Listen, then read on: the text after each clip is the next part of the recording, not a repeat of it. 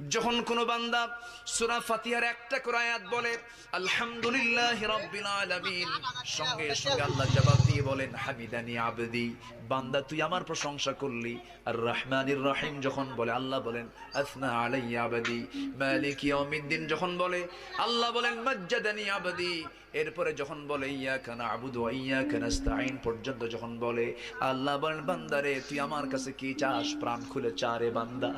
ইহদিনাস সিরাতাল মুস্তাকিম থেকে শুরু করে ওয়ালাদ-দাল্লিন পর্যন্ত যখন বান্দা বলে তখন আল্লাহ বলেন বান্দা নামাজের মধ্যে এমন প্রেমের খেলা খেললি বান্দা, তুই যা চাইলি সব আমি আল্লাহ কবুল করলাম।